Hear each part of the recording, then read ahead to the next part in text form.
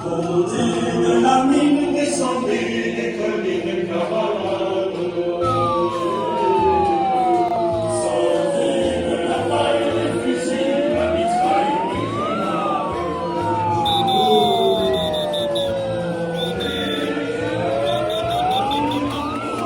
Merci à toutes et à tous d'être présents, puisque, je vous le rappelle, tous les lundis, c'est la mairie de Paris, et la moto, c'est écolo.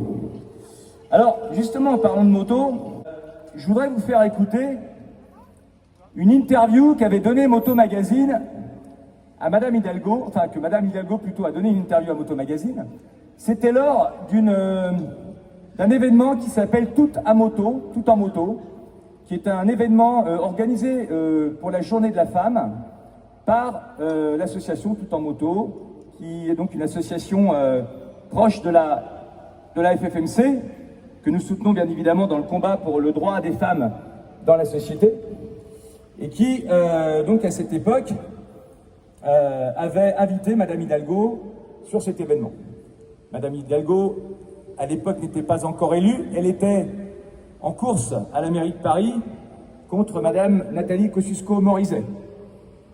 Et je voudrais vous faire entendre ce que Madame Hidalgo disait à l'époque de la moto. Imposer leur présence.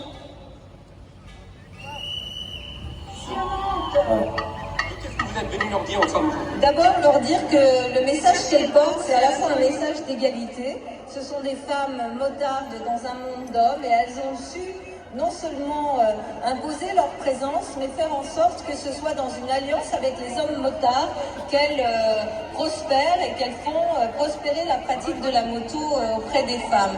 Le deuxième message, c'est qu'elles ont leur place dans la ville. La moto a sa place dans la ville et d'ailleurs a pris une place de plus en plus importante, mais il nous faut travailler maintenant sur l'amélioration de cette place de la moto en ville et de partage de l'espace public. Enfin, je sais qu'un des soucis qu'elle porte vraiment de façon importante, c'est la sécurité routière. Et dans une ville comme Paris, les motards sont souvent principalement victimes des accidents de la circulation, mais il y a aussi beaucoup d'accidents qui concernent des piétons, qui concernent des enfants. Mais je veux, avec elle, travailler aussi à cette question de la sécurité routière en ville. Je pense que le fait que des femmes motardes soient là, investies, engagées dans cette belle association Tout en moto, c'est aussi une façon de créer une ville bienveillante à laquelle, je crois, nous sommes nombreux à aspirer. Justement, il y a eu pas mal de polémiques au niveau du deux roues en ville. Le deux roues, vous voulez l'interdire ou pas? Ah non, pas du tout. Moi, je pense que le deux roues a pris une place très importante. D'ailleurs, c'est substitué souvent à la voiture.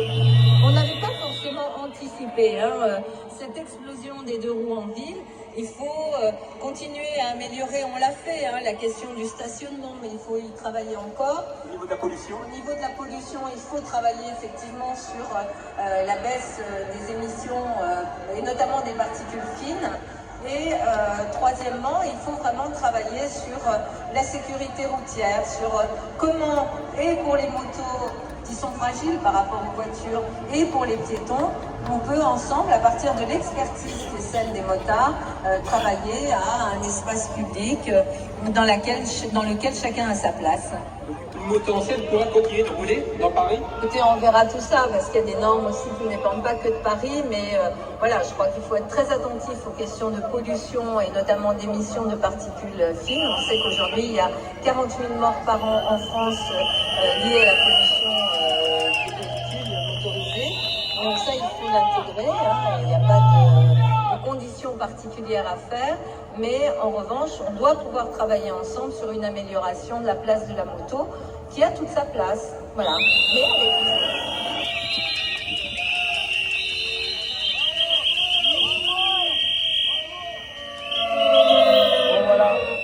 Voilà, ça c'était le discours de Madame Hidalgo avant son premier mandat.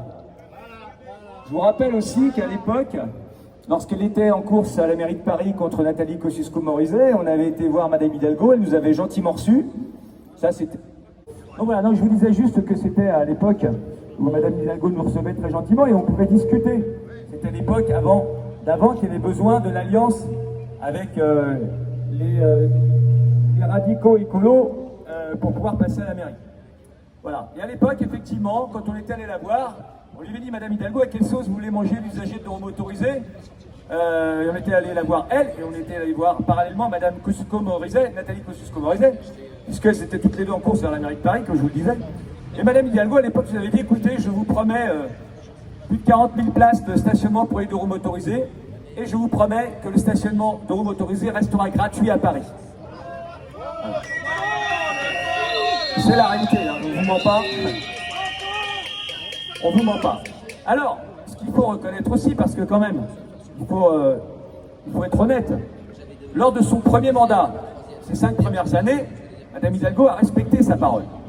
Elle a effectivement laissé le stationnement gratuit pour les deux roues motorisés. Sauf que, avec l'alliance qu'elle a fait avec les radicaux écolos, à l'époque, même ses adjoints écologistes commençaient à parler du stationnement de roues motorisées payant. Et se permettaient, lors de l'intervention dans les médias, de dire qu'il fallait absolument mettre le stationnement payant pour les deux roues motorisées, alors que Madame Hidalgo, elle, disait non, tant que ma mandature ne sera pas terminée, il n'y aura pas de stationnement pour les deux roues motorisées, puisqu'elle s'y était engagée. Il faut reconnaître ça quand même. Bon, forcément, lors du deuxième mandat, lorsqu'elle a été encore une fois élue grâce à l'aide des écologistes, elle a dit nous avons affaire à Paris à quand même des gens qui sont extrêmement radicalisés et qui sont prêts à faire de la casse sociale pour mettre en place leur projet. Hein. Donc voilà.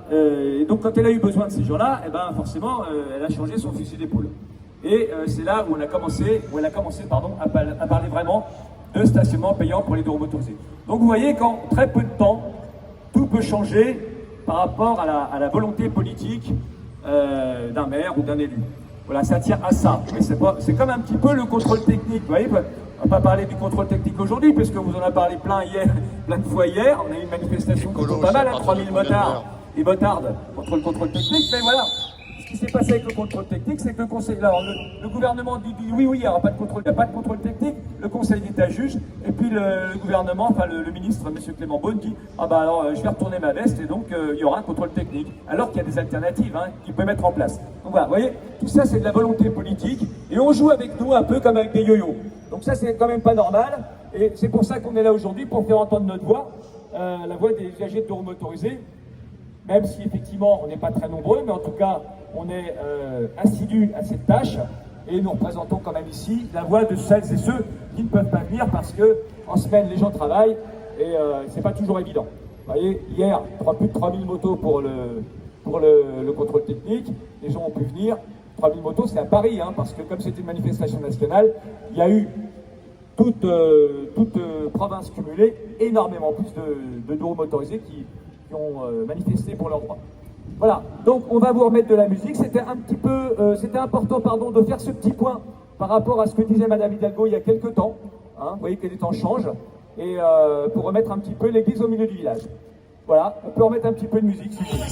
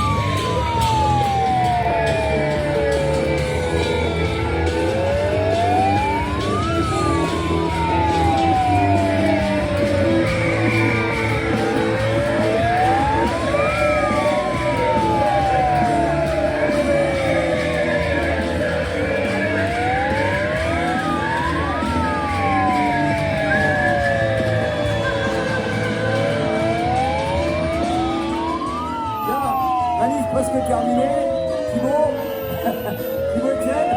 Bon, comme d'habitude, hein, la petite chenille. C'est parti. Bongolia, bongo cha cha cha,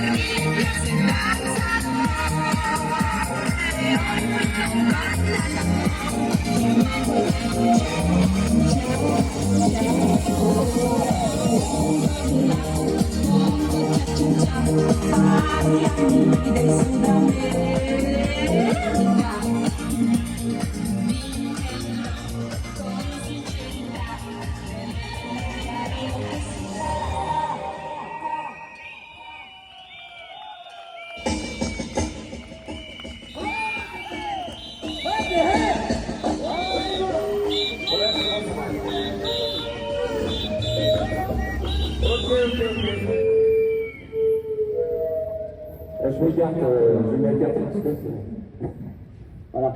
Bon, merci à toutes et à tous d'avoir participé à nouveau à la donc, 11e manifestation, enfin rassemblement on va dire, devant la mairie de Paris. Bon, je vous rappelle toujours le mot d'ordre, hein. Tant que vous serez là, ben nous on sera là. Donc on sera toujours avec vous. Donc, prochaine mobilisation, ben, lundi prochain. Puis après on fera peut-être une trêve pour Noël, mais on ne sait pas encore. Peut-être qu'on fera un petit cadeau à Madame Hidalgo pour Noël. Voilà, on peut venir habiller en Père Noël aussi, exactement. Ok, bon, eh ben, merci à toutes et à tous en tout cas. On va se disperser tranquillement, gentiment comme d'habitude. Et puis rendez-vous donc lundi prochain. Bonne semaine à toutes et à tous.